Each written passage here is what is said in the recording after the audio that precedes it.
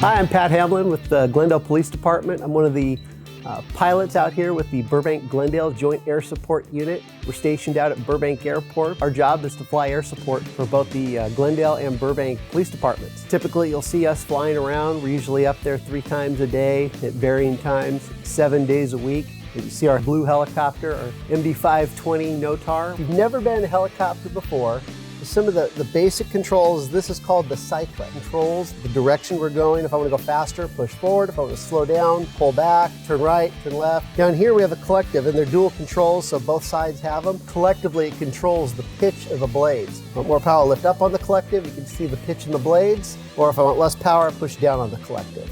And the pedals basically control the yaw of the aircraft. So if I push left, the nose of the aircraft's going to turn to the left. If I push right, it's going to push the nose of the aircraft to the right. The TFO is using this map. So as we're going to a call, the TFO is able to use a map and then also have an MX-10 camera. It functions as color camera, a spotter scope, meaning we can zoom in on something from miles away and get a detailed picture.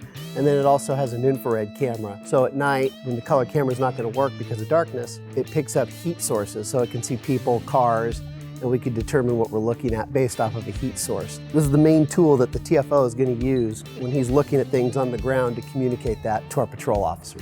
We have radios so the pilot can talk to the tower, and the TFO is able to talk to Glendale PD, Burbank PD, Pasadena, as well as CHP, and we can also go to pretty much every police department in Southern California on our radio system.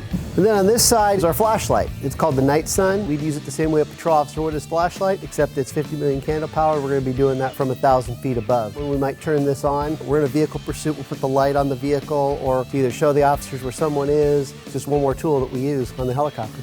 Our job, we're out there assisting patrol officers, responding to calls with the goal of being first on scene. Continuing on MAG about 60 miles an hour, number 1 lane. See through the lot, vehicle is slowing down. Showing for info, got a male dressed all dark clothing, a white backpack with me who's trying to challenge the officers and getting fairly aggressive. They're moving them along. There's typically 2 of us. There's a pilot who sits in the left seat, there's a TFO who sits in the right seat, and our job is to help out the patrol officers. We want to find suspects as they're running away. We want to find lost hikers.